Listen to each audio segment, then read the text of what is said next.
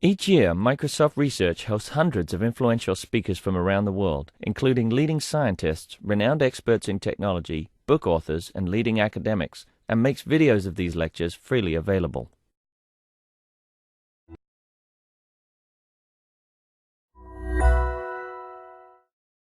Okay, hello everyone. Welcome to Microsoft Research Tech Talk Series. Today I have a speaker from Boston University and Harvard University Law School. Professor Greiman holds academic appointments at Boston University, Harvard University Law School, and Harvard's Kennedy School of Government. She's recognized scholar on megaprojects, and that's what she'll be talking today about, but also cyber law and cyber trafficking. She's published extensively in all these areas, and she served as a diplomatic official to the U.S. Department of State and the U.S. Agency of International Development in Eastern and Central Europe, Asia, and Africa, on privatization and economic development. She has held executive and advisory positions with several of the world's largest megaprojects, including the Boston's Big Dig. Okay, I abbreviated to the Big Dig, but it's basically the Boston Central Artery Tunnel Project, the UK's Crossrail Project, and Asia's South China Sea development. She previously served as a presidential appointee to the U.S. Department of Justice and as United States trustee to several of the United States' most complex corporate organizations. She serves on many public boards, including the Federal Bureau of Investigation, Citizens Academy, and the Department of Justice Crime and Corruption Task Force. So this is a talk that is intended for program managers, heads of big projects, and she'll be talking about what lessons learned from mega projects and how that might relate to our world today. So thank you, Jenny, for being here. Thank you. It's my pleasure to be here at Microsoft today. For those of you listening in and those of you here, I appreciate your taking the time. We need to learn from each other. My topic today is lessons from megaprojects, the creators and destroyers of capital. And I'll explain how that works as I proceed through my presentation. What is a megaproject? Well, it's been defined in the law and it's been defined in statutes, and the definitions vary widely. The Federal Highway Administration, Department of Transportation, has defined a megaproject as any project costing more than $1 billion in size, or a project that has a significant amount of public attention or political interest because of substantial and direct and indirect impacts on the community. That, I believe, is the best definition of a megaproject. It's also been defined as initiatives that are physical, very expensive, and public. So rather than concentrating on size, I think we need to concentrate on the impact a megaproject has on the lives of others. Megaprojects have unique characteristics. We know they take a long time, sometimes as long as 60 years for some of our oil and gas concessions. Some megaprojects can be accomplished within 2 to 3 years. Some megaprojects have uncertain lengths and can last a lot longer than originally anticipated. As you know, megaprojects have substantial interface management issues and systems complexity. They have extensive public scrutiny and often involve giving back to the community. Lots of ambiguity and uncertainty. In megaprojects, we're dealing with large-scale policymaking and quality-of-life issues and complex organizational and governance structures. One thing that's true of many megaprojects is there is a consistent cost underestimation, which I'll talk about today, and of course, multiple methodologies for managing them. The question that always arises is, are megaprojects really as bad as everyone says? Are they always over budget? Are they always behind schedule? Do you always have problems in meeting requirements? measuring the success of a mega project is not linear. There are twists and turns, not only in terms of engineering and the emergence of new technology, but in the moving target of public expectations. This is one of the major unknowns, how our customers may change during the course of a mega project. So how do we measure success? Do we measure it by being on time and budget? Do we measure it by meeting goals? Do we measure it by achieving sustainability? Bill Gates, since we're here at Microsoft, one of my favorite quotes from Bill Gates involves his thoughts on success. Success is a lousy teacher. It seduces smart people into thinking they can't lose. In many ways, having had experience on multiple mega projects around the world, I understand exactly what Bill Gates is talking about here. We get very comfortable with mega projects. And when we get comfortable, that's when our risk increases. And I'm going to give you some examples. Since I'm from Boston, we recently celebrated, but not so much celebration this year, our annual marathon. Every year, it's one of the oldest marathons in the world. People gather from around the world to compete in one of the greatest races of all times. The cost of the marathon ranges, but usually is around $7 million. This year, tragically, after an unanticipated terrorist attack on the project, 3 people died tragically, including a student of ours at Boston University. The cost of this tragedy for the perpetrators was $600. That's right, not $600,000, $600. The relief efforts still being undertaken are now at an approximate cost of $1 billion. This teaches us a lot about the fact that expect the unexpected in mega projects, and the question of whether can we plan for every risk in a mega project that we encounter. One of the world's largest mega projects is now taking place in Europe, in the UK, and this is the Crossrail Project.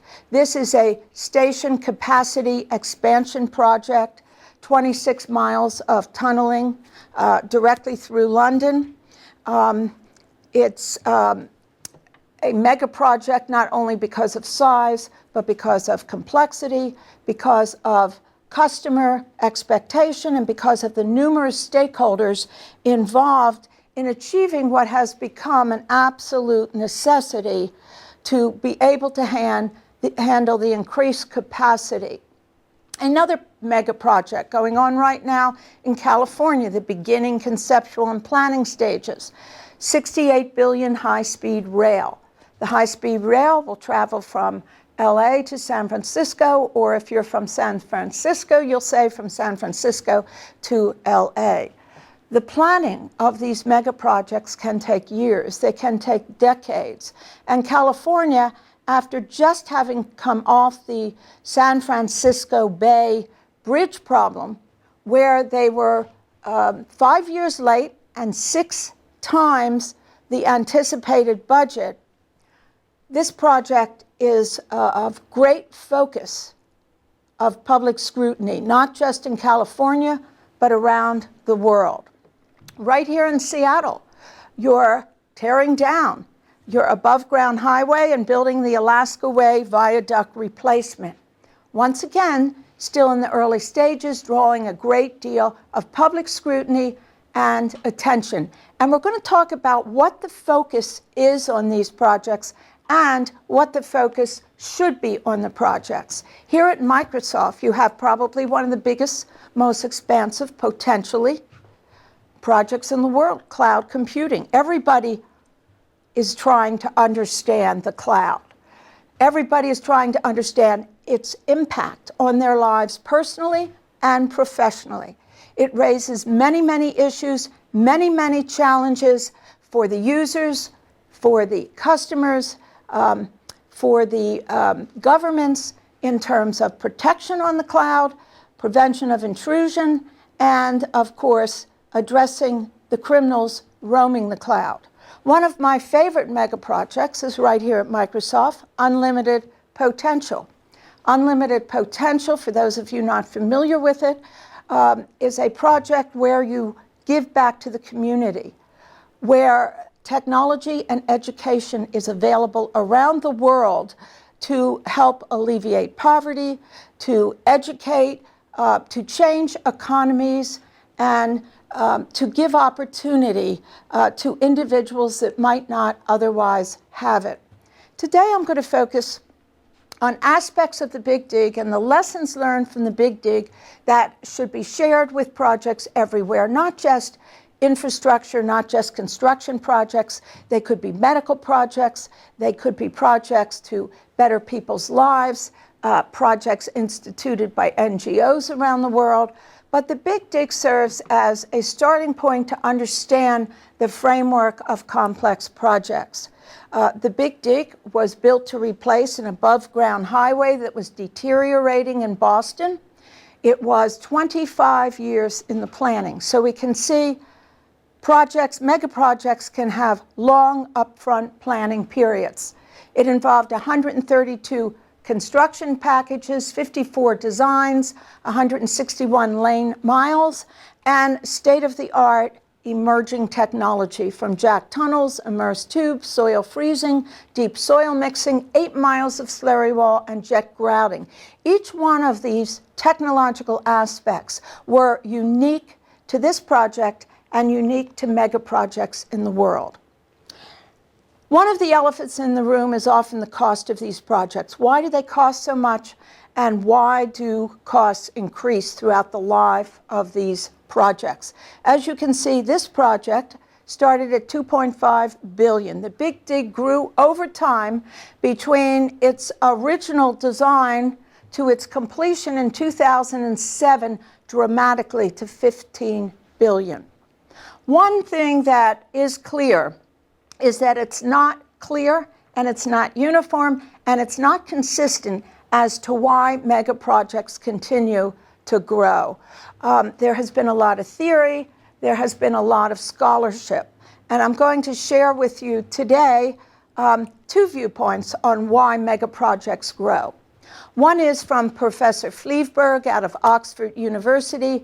After studying 550 megaprojects, he concluded that costs are consistently underestimated, a phenomenon he attributed to the desire of the project advocates to have their projects approved. In other words, if you start out with a small enough budget, your sponsors will be more likely to approve your project than if you start out with the final budget of $15 billion. There are problems with this theory because if we conclude that this is done intentionally, then this raises ethical issues, not only for governments, but for the participants in the project itself. In 2006, the Transportation Research Board did a fascinating study identifying reasons for cost escalation across projects. They concluded that we're very good at cost estimating. We know how much parts cost for our computer. We know how much bricks cost. We know how much mortar costs. We know how much concrete costs. We're pretty good at estimating. What we're not good at is managing the estimation we have developed. Why are we not good at cost estimation management? Seems like a simple problem. We should have control systems, we should be auditing, we should be inspecting our projects, and it should be an easy fix. Unfortunately, it is not. And I'm going to walk through with you what some of the problems are and how we look at megaprojects and how we should look at them.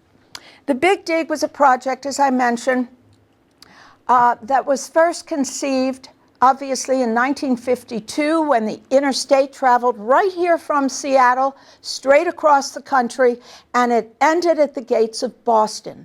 We didn't have the technology to build a highway through the city of Boston at the time. We couldn't go underground. We didn't have the solar technology. We didn't understand landfill. So we built, like here in Seattle, our highway above ground, known as the ugly green monster or the highway in the sky.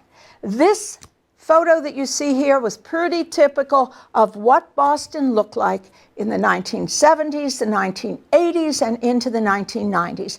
Every day, traffic sat for hours, not minutes, hours, traveling 2.5 miles. No breakdown lanes. If you were ill, if you needed to get out of your car, you had to crawl out, call an ambulance, and the ambulance would literally carry you down because there was no way they could intercede in this traffic. Huge structural problems. We had a highway built for 75,000 vehicles, carrying 190,000 vehicles, with expected traffic of 250,000 vehicles in the next decade. This was a structure. I can't speak for your structure in Seattle, but I assume there's similarities, that was about to collapse. So you had a desperate need for infrastructure change. How would you go about building a highway in an inner city? How would you build the tunnel boxes when a decision was made to put the highway underground? Well, we had to build the world's largest casting basin. You see it here. 1,000 by 300 by 600 feet deep, had to be emptied to build the tunnel boxes. We built 6 tunnel boxes in this casting basin. Now, how do you move tunnel boxes into position that are built in a dry dock? Fill it with water. This was the flooded casting basin, and you see the dam surrounding the casting basin with a circular peanut-shaped and circular structure. We had to build the tunnel boxes, float them out, place them above the oldest subway system in America, our MBTA Red Line, within 1/16 of an inch of perfection. No room for error. How did we do this? We had a satellite positioning system, 110 caissons. Once that tunnel box was moved out, put into position, fitting together on top of the caissons like Legos, we had to make sure that it was structurally sound. If it was not, we stood the risk of crashing upon a red line and a subway filled with thousands of people. We had Gillette World headquarters on one corner watching us. We had the Federal Reserve Bank on the other corner. If we unhooked the Federal Reserve Bank's electrical lines, it would be about $1 billion worth of damage a day. If we unhooked Gillette's cooling lines where they make their razor blades, we would have had about a $200 million per day damage claim. Now, what is the elephant in the room in megaprojects? And this photo is an actual photo on our Zakim Bunker Hill Bridge in 2002. It was elephants that used to test the structural stability of bridges. So as part of our testing program, it was very convenient that the circus was in town, so we brought up 14 elephants to walk across our bridge. Once they proved to us there was stability, the bridge opened within a matter of days. What do we mean by sustainability? And we're not just talking about green. I know in Seattle, when we talk about sustainability, it's often thought of beautiful green parks, beautiful green trees, air quality. In project management, sustainability is absolutely critical to a successful project. That means when we build a bridge, we expect it to last more than 1 hour, 2 hours, 10 days, 2 years, 20 years. Bridges are expected to last today for up to at least 100 years. Problematic if you don't have sustainability. Now, I know you're all project managers, And you're very familiar with the traditional IR triangle. As project managers, you're taught scope, cost, and time are constraints that impact each other. If you want to increase your scope, it's going to take more time and cost more. If your costs rise, it's going to have an impact on your scope. It may mean you cannot use the scope you intended. The Project Management Institute, the world's largest standards organization, adds a fourth constraint. They call it quality. As a project manager, quality should never be a fourth constraint, but always embedded in your scope. It's part of your project. If you don't have quality, you haven't properly met the requirements of your customers. Now I'm going to talk to you about an emerging theory in project management, particularly applicable to megaprojects, and that is sustainability not only of the environment, but of the economic, social, and institutional development. What do we mean by sustainability? Well, in the case of the Big Dig, we meant open space, expansion of the shellfish population, ventilation and air quality, a smart, sophisticated highway system, economic opportunity for those working on the project, a trained workforce, a utility corridor, increased property values, and a connection to our intermodal system starting in Seattle and now finishing up in New England. Sustainability is a very critical element of project management. Why? Because it goes beyond environmental and involves the true success of your project in terms of economic, social, political, and institutional sustainability. We are transforming in megaproject management from the silo mentality to collaboration and integration and shared values. Key stakeholders must have access today to high-quality information. We must have open systems. Why? Because our stakeholders' expectations are changing as we are building the project. So consequently, we must understand in evaluating and planning our projects, what is the changing context of our project?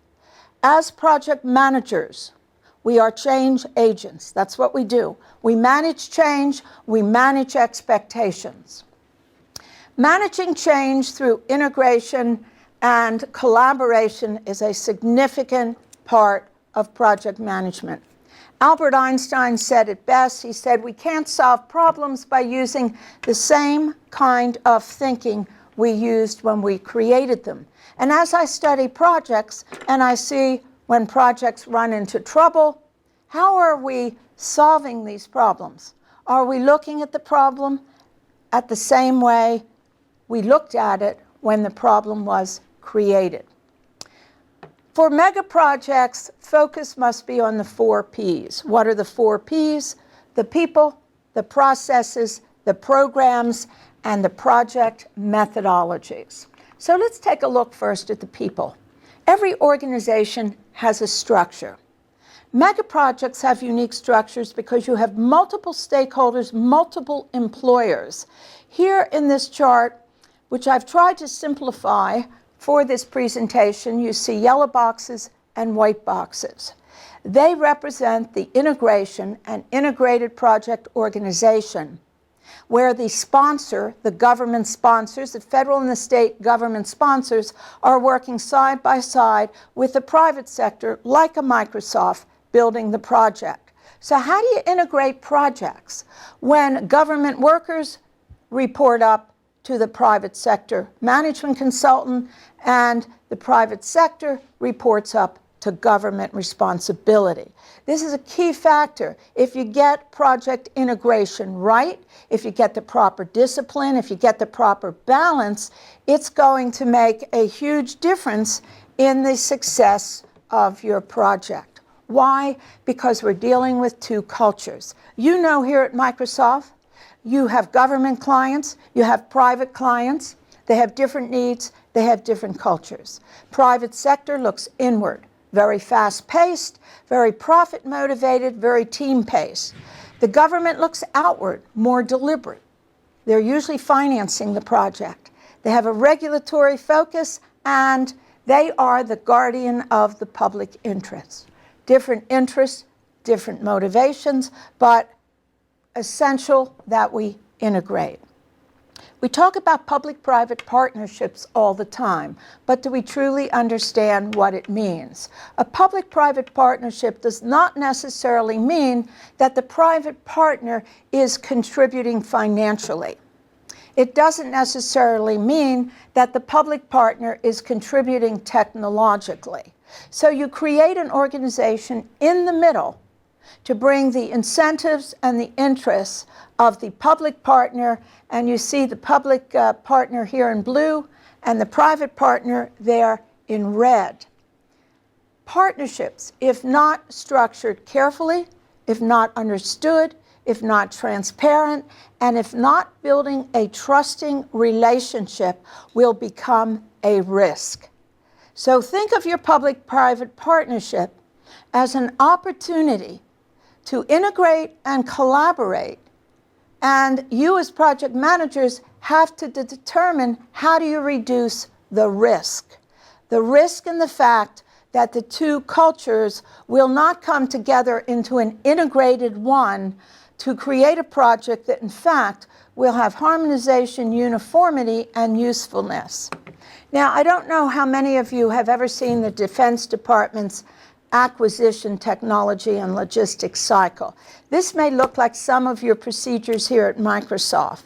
This is what typical mega projects look like. If we were to lay out all the processes and procedures in one diagram, you can see the complexities. You can see the complexities in the colors, in the reporting structures, and the fact that this is basically what a mega project looks like. This is a map to a mega project. At the Big Dig, we had 9,000 procedures. Procedures are important because you're expected to comply with procedures. If you don't comply with procedures, you're going to face audits, you're going to face stakeholders who claim that, in fact, there's a lack of compliance in your project. How much procedure is enough, and how much procedure is too much? Throughout the course of the Big Dig, we learned that you can have too many procedures. And when you have too many procedures, sometimes you have to determine which ones have to go and which ones are critical. Critical in terms of safety, critical in terms of infrastructure failure, and critical in terms of making sure you have the integration that you need to be effective. We also have the third P, people, processes, and programs. Every one of your projects here at Microsoft has programs within your major project. How you select and deselect what programs you have will contribute to your sustainability. I am giving you an example here of the Big Dig's integrated programs. At the very top, partnering was a program. It was critical to partner not just with our customers, but with our huge body of stakeholders, whether it be the local police departments, the local fire departments, other government agencies. Partnering was absolutely essential to avoid a litigious and complaint-ridden project. Stakeholder participation. How do your stakeholders participate in your projects? At the Big Dig, we actually had our stakeholders manage aspects of our project. We used our stakeholders to provide feedback. We used our stakeholders' recommendations to provide advice. We used stakeholders to provide anonymity and provide information to our project. Claims and changes. How do you deal with the numerous claims and changes from your customers? Do you have a centralized, integrated program, or do you deal with your claims and changes on an individual project-by-project basis? Much to be learned from integrated programs. Audit and oversight. We had a very unique oversight process where we had 3 government agencies cooperating with each other, making decisions as to what they would audit to make sure there wasn't duplication in the claims and changes in the audit and oversight process. We had an integrated dispute resolution process. We had one board to mediate all disputes before they could go to court, but many chose not to. Very important process. Knowledge transfer and innovation. And I mean knowledge transfer within the Megaproject itself. How are you gathering information? How are you sharing it? What are you doing with the lessons learned? Are you putting them in a box in the bottom of some government basement, or are you sharing them as the project moves along? Critical aspect of knowledge transfer. Utility protection. You have 33 utility companies. Are they working together? Are they helping each other?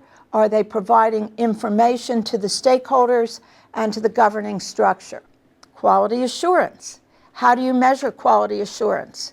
How do you make sure that your partners are delivering what they've agreed to deliver? How do you know they have the knowledge, and I'm going to talk more about this in a moment, to deliver what they've agreed to deliver? Risk management, integrated.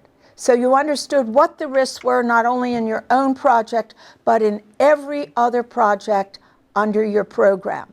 Sharing risk information, sharing risk mitigation tools, understanding patterns, being able to address patterns when things go wrong.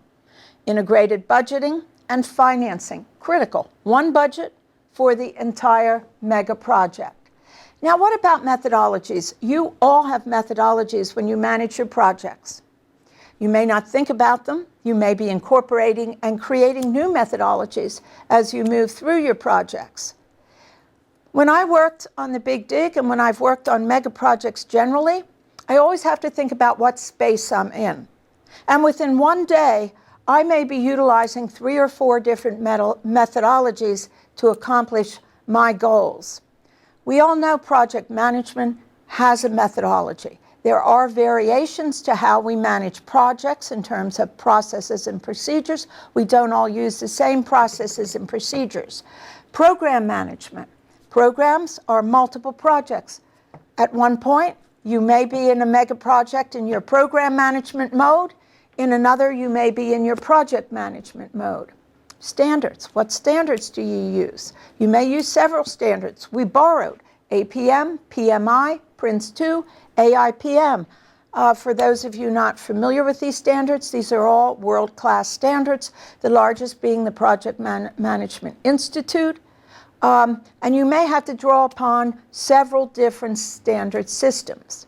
You may be using systems engineering and configuration as a methodology. In the software industry, you often use agile project management, the iterative approach.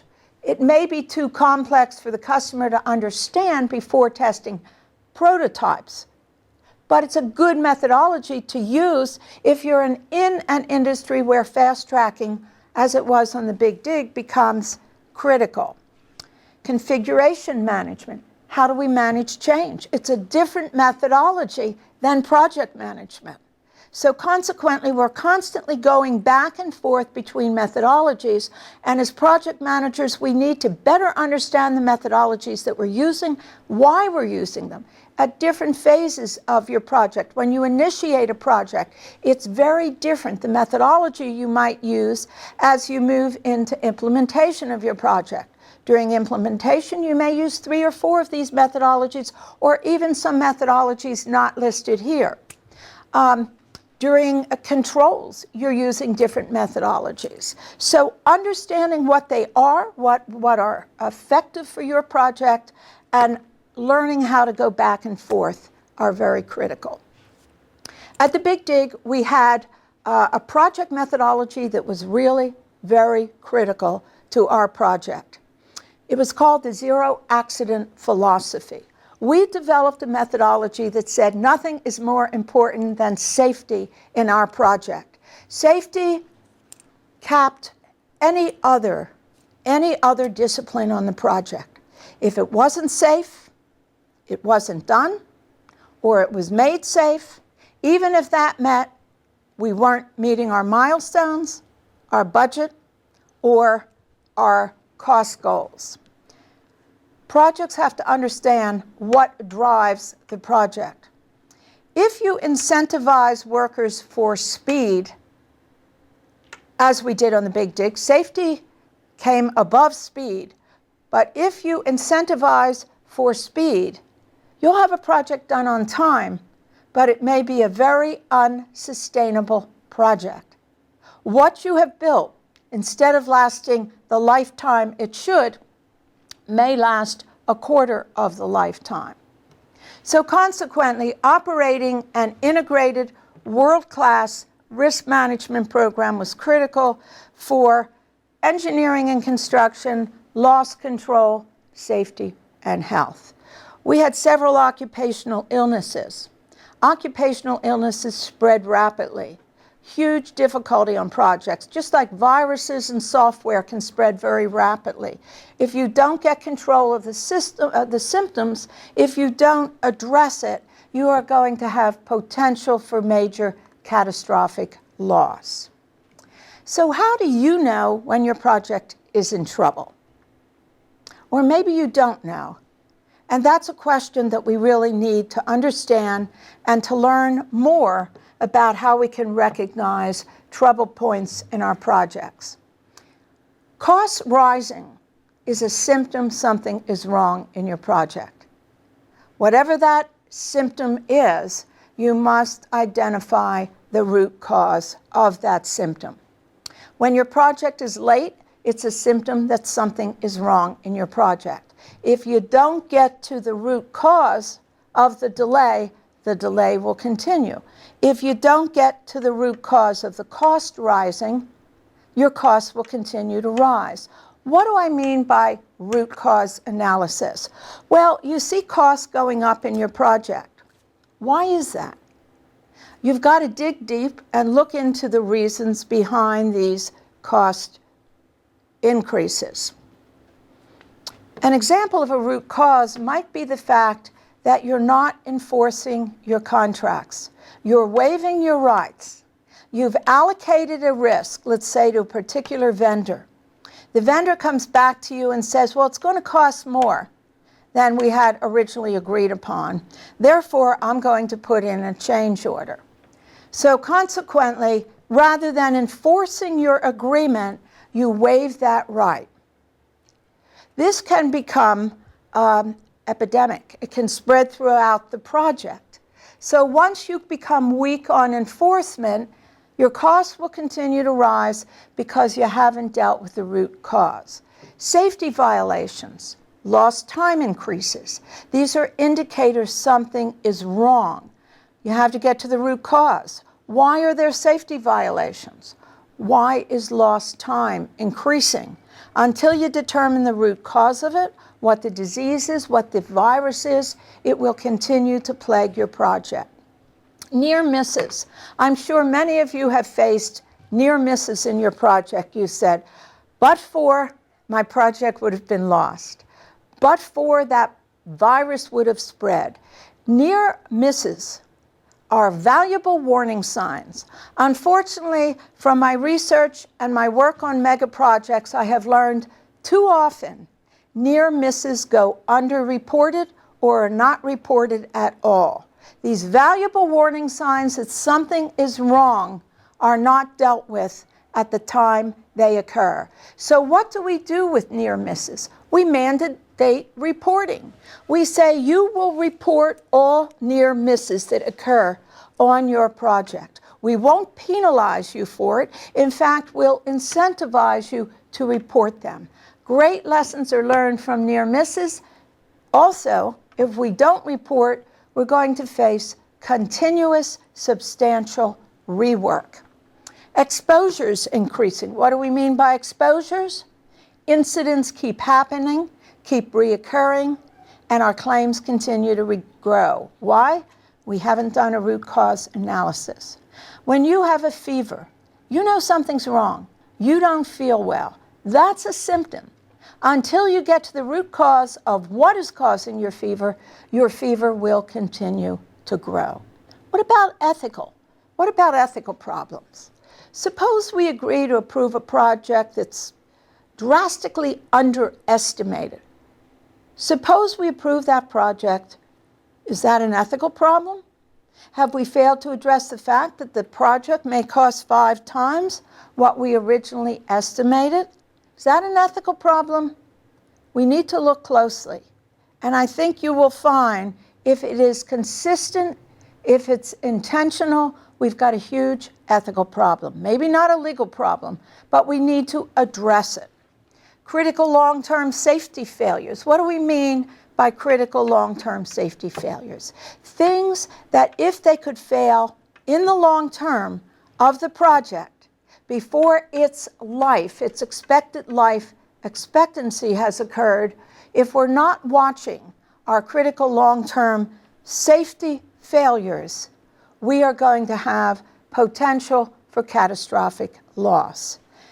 And I'm going to talk about this in terms of examples of things we see reoccurring in our infrastructure, not just in the United States, but around the world, which says to me we are not learning the lessons we need to learn on these critical projects.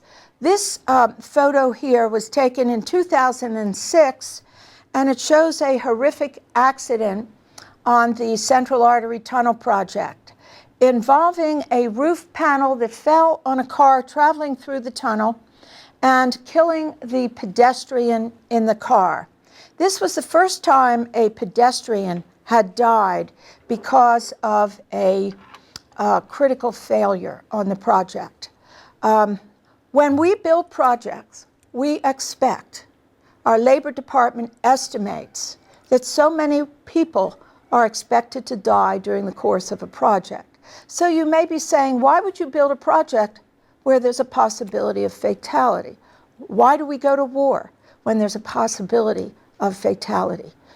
Same thing with construction. We can't stop construction even though it's a very high-risk profession.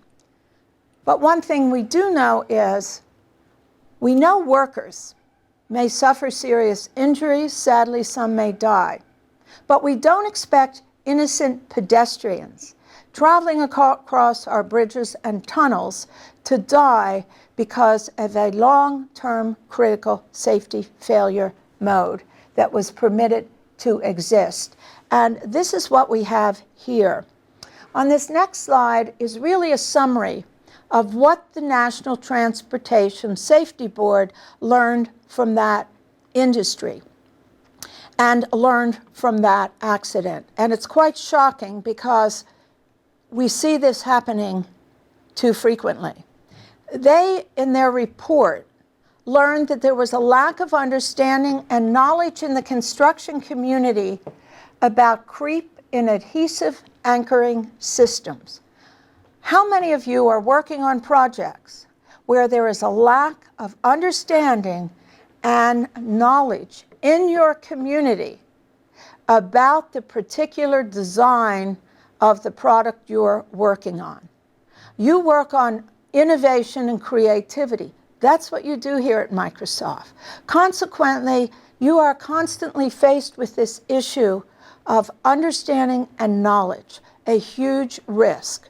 Shocking to people that we're building infrastructures that can actually affect people's lives and yet have a lack of understanding and knowledge about what we're doing. Second, there was a prior incident before this tragic accident occurred. About 6 years prior, a panel roof had fallen. Unfortunately, that knowledge, and it's a very good example of a near miss, it did not kill anyone, it did not injure anyone, but because it was not reported project-wise, it created this tragic event occurring 6 years later. And the third shocking factor from this report was the failure of the owner being the government, to implement a timely tunnel inspection program. I know you test and inspect constantly your products here at Microsoft. And you may not have life and death issues, but you certainly have potential for huge catastrophic loss. If you are not continuing to inspect your products after they have been delivered to market, you are going to have the potential for long-term critical failure mode. Now, that incident was in 2006. 1 year later, the I-35 highway bridge collapse occurred from a major project in Minneapolis, Minnesota. This one, sadly, instead of killing one person, killed 13 people and injured 145, including taking down a school bus full of children. Fortunately and miraculously, the children lived, and the school bus survived critical injury. But shocking was, once again, the National Transportation Safety Board's critical findings. What did they find? Once again, design error, lack of knowledge of the impact of the design, in this case of the gusset plates. What else did they find? Contributing to the accident was the generally accepted practice among federal and state transportation officials of giving inadequate attention to gusset plates during inspections. Pretty scary when you think your product, the responsible party for inspecting your product, is not doing their job. It's even more frightening when we consider the responsibility in this case lied with the government for ongoing inspection. So here we are, 1 year apart from each other, tragic incidents dealing with lack of knowledge and inspection. Well, we thought that was the end of bridge collapses in the United States. Pretty tragic, but no. Right here in the state of Washington, last May 23rd, 2013, the Washington State I-5 bridge collapsed.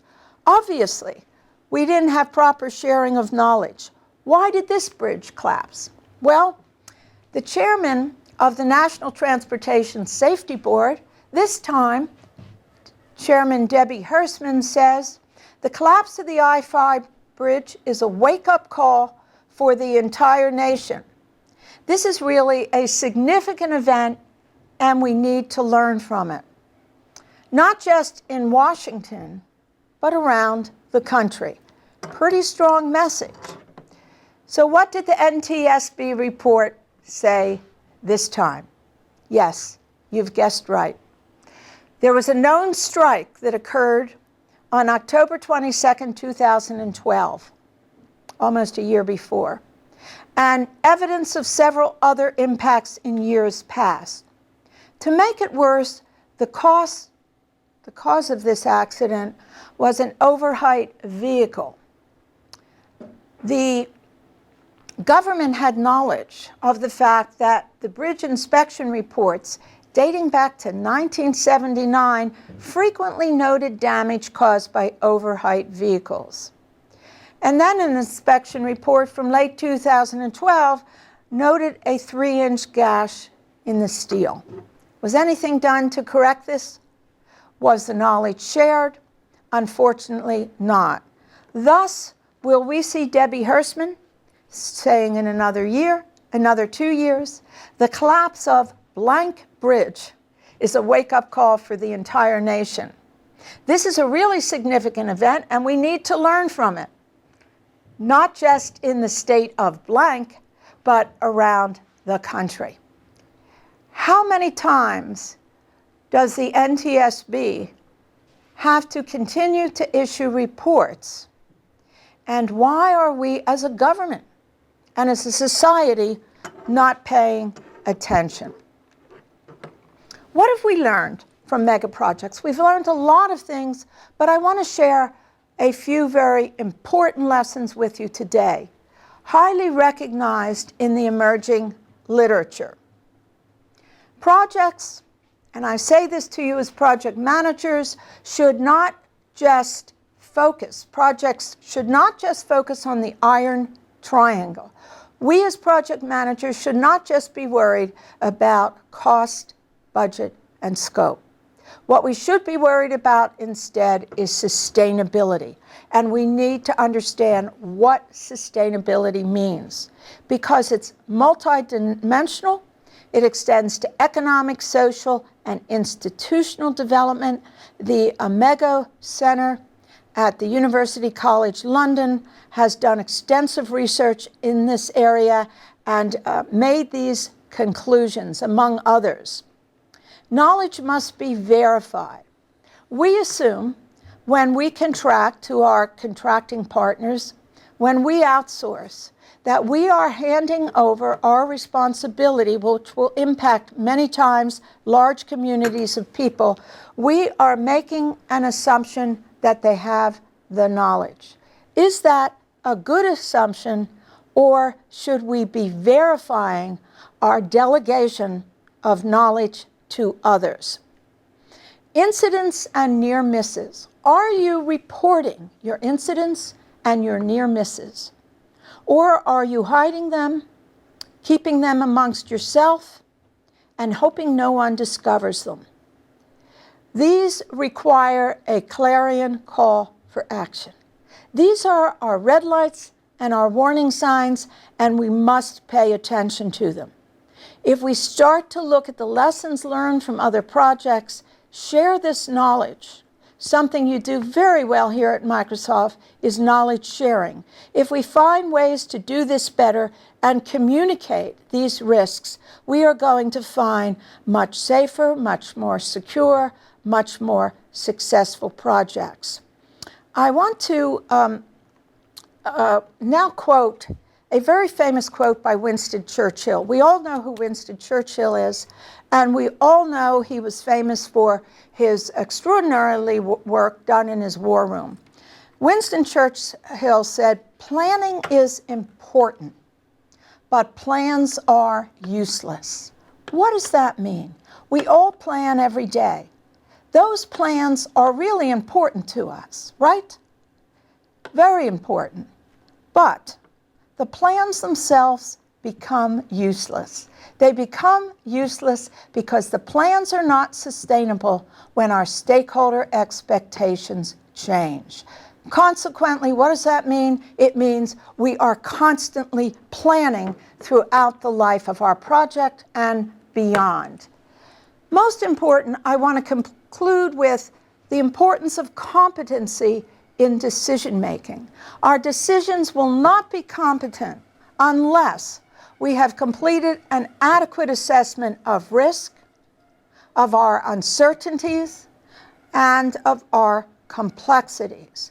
Unless we're willing to acknowledge that we don't have the knowledge we should have, we are going to face continuous difficulty in decision making.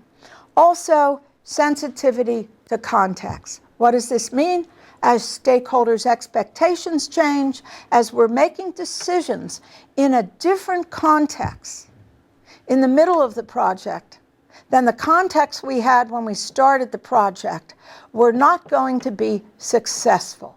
We always must adapt our decision making based on the context in which we're making it. So I'm going to conclude there today. I am happy to take any questions you might have. I thank you very much for your participation and taking the time to join me today as we explore some of the major issues that we're now facing in Megaproject Management. Thank you. I had a question. Go right ahead. So one lesson learned that I didn't see there that I think is important. It came out in all the examples. Mm-hmm. I'm just curious what Yes. you think of it. Is the fact that so you have the various reports, right? The inspection reports. Yes. They come up in the past and found issues, but somehow it goes unnoticed. I'm curious if it was because of the fact that there were just too many false positives, meaning, too many times if you report things that are, you have to be able to report only the most important things that need to be looked at. And if there's too much, then oftentimes nobody reads or nobody acts on those reports. And I'm wondering if that was the issues that have happened in the past, and If so, how do inspectors sort of raise the alarm or on the critical issues that so that they get noticed? That is an excellent question, because you're talking about a root cause analysis of the communication of the lessons learned and how we're going about communicating what we're learning from these complex projects. We need to examine ourselves. We need to look inward to our governance structures, how we're making decisions, and we need to critique ourselves.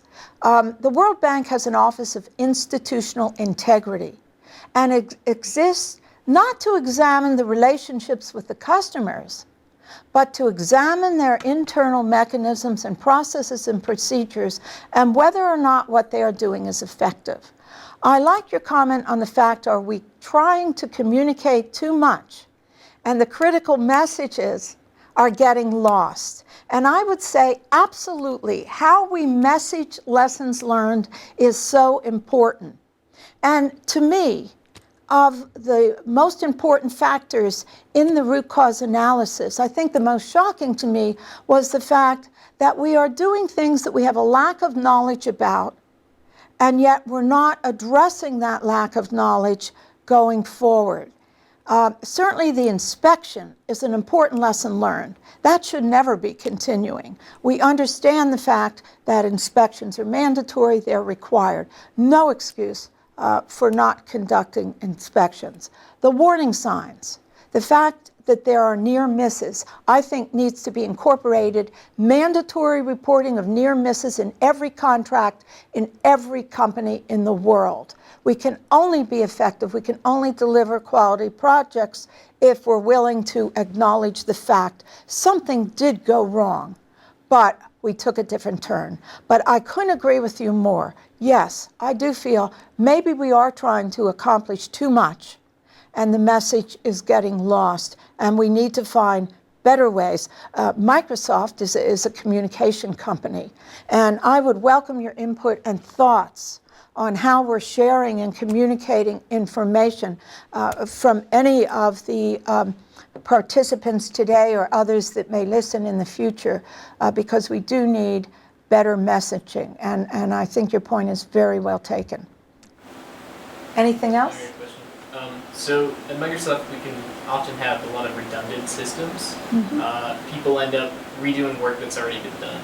And your experience with Megaprojects, how do you address some of those redundancies? Redundancy is a critical issue. And in fact, at the Big Dig, we dealt with it through what I called project integration. You may recall the slide where I showed the various programs that we had. We had a quality assurance program, we had a risk management program. What that does, by having integrated programs, we have a centralized source of information from which we share knowledge with all of the projects within our program.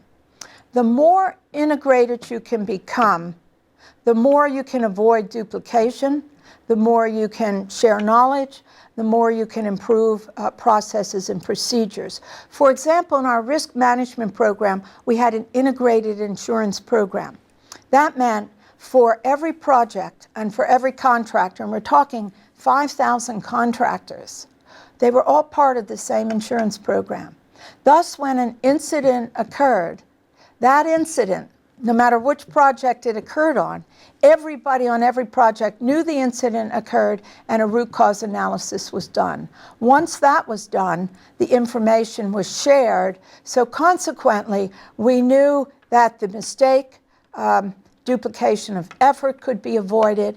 So to me, in Megaproject Management, integration is absolutely critical. When you have separate silos, when you're not sharing information, you're absolutely right. It's a huge problem when we have to continue to duplicate efforts that are already being carried out. So centralizing. You have PMOs. PMI calls them program management offices. Sometimes they're referred as project management offices. These can be very beneficial to you in gathering data. Data never lies. In gathering information and then sharing it with the larger group and the larger number of projects. within your program. And I really feel that's an effective tool, not only for avoiding duplication, but also sharing lessons learned.